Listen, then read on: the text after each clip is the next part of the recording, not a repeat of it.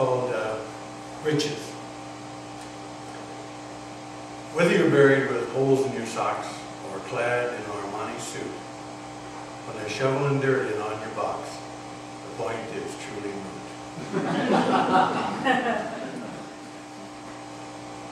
This poem is called Hidden Secrets. We've all done little things in our lives, things that we don't want known, and we put them very carefully away, so they're hidden and never shown. And then there are our grievous sins that we bury so deep inside, and we are so ashamed of them, but from them we ourselves hide. We think that once they're hidden away, that we have then recovered, but we live in dread of that awful day that they might be discovered. We think we are so clever, that we've done so very well, that they're hidden so deep inside of us that no one could ever tell. But sooner or later there comes a day when our secret is revealed. It comes into the light of day, its hiding place unsealed. And it comes to us as such a shock when we confess our hidden wrong, that those in life who care for us, they knew it all along. But the greater revelation upon this fateful day is that though they knew our secret sin, they loved us anyway. This is my latest poem. Showed up the day after the book festival. It's called Those Eyes. Seeing her name, I remembered her eyes, ever-deepening pools of brown, with long, soft, ebony lashes, slowly floating up and down. Those eyes that show the world to her, know all the places she's been. Those eyes that show her soul to me, and gently draw me in. Those eyes that look so intently at me, seem to reach out and caress. They scan the landscape of my soul and understand with tenderness. The depth of kindness in those eyes holds me spellbound with their gaze. They bathe me with umber loveliness. Oh, I want those eyes for all my days. But she belongs to someone else, so this can never be. Still, for all my life I will see those eyes in the dreams of my memory. It's called The House in the Field. They'd been dating for such a long time. Their love was strong and good. He asked her to spend her life with him, and she told him that she would. When the wedding plans were firmly set, he began to build as they planned. He cleared a spot in the middle of a field to build their house upon his land. Each day the house grew taller, towering over the surrounding corn, with tall white columns facing eastward to greet each coming morn. The house was big and spacious, and it cost a tidy sum. It would be their home for all their years, with plenty of room for the children to come. He rose up early that morning, the day the furniture was due. At the mailbox he picked up the letter that told him she'd found someone new. To the furniture man he quietly said, "Take it away, there's a change in plan." And from that day forward the house never knew the presence of any man. He planted and harvested corn around the house every year to his very end. And the house stood tall, alone, and empty, with the corn as its only friend. There was never a road built up to the door. No power lines brought light to the place. With the years it took on sadness, as sad as the old man's face. No one asked him why he'd done what he'd done, and his feelings were never revealed. For he had none. His heart had grown empty as the house in the field. Thank you all very much. There are 3 poems here. The first one's called The Indian's Eyes.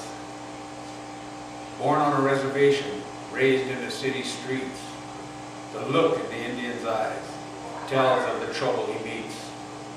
Coming from a culture of poverty, which led him to lament and join lives of gangs or crime that grew to a culture of excitement. He lived life with daring ways while using drugs and alcohol. Thinking that he deserved better days, he set himself up for a fall. His loss of schooling and work, relationships failing one after another, fighting a growing feeling of hurt that could only be felt by a brother. Now, sitting behind the walls of prison, missing his family and friends, he takes a long, hard look at the reason of why he must now make amends. He knows to turn his life around, it is going to take spirituality.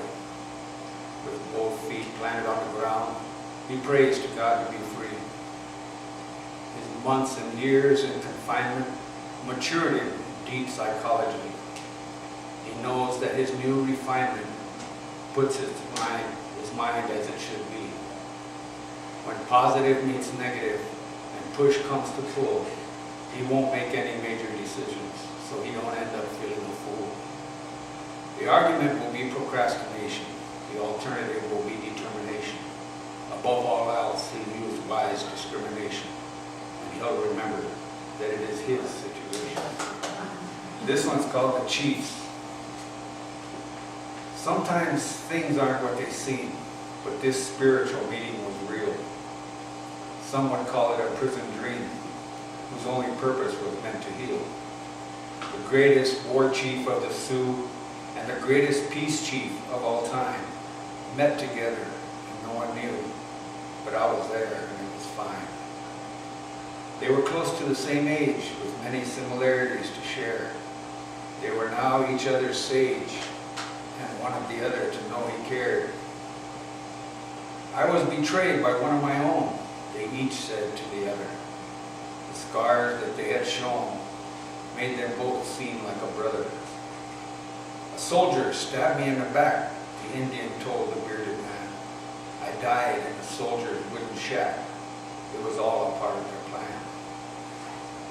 A soldier stabbed me in the side with a spear in his hand. A wooden cross is where I died. It was all a part of God's plan. Both of these men were tribal, one from 12 tribes, the other 7.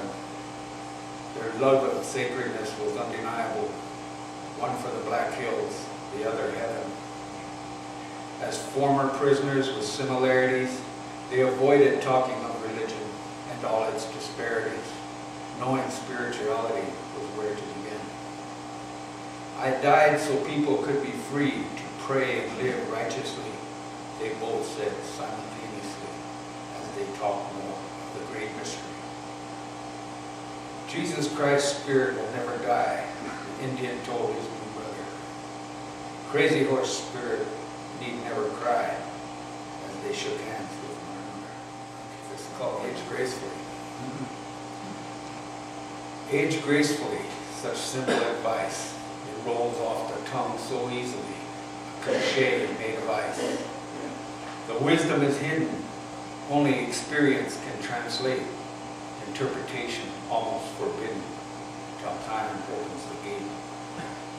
Then the understanding comes, in waves of relief and pain, in the missing faces of chums, in life's losses and gains. The mirror shows the truth that time tells your physical being, accepting the missing tooth that vanity wants to cling.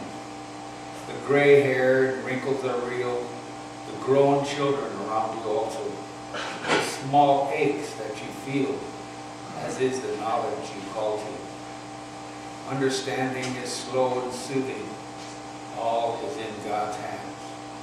Accepting it without great brooding is what is done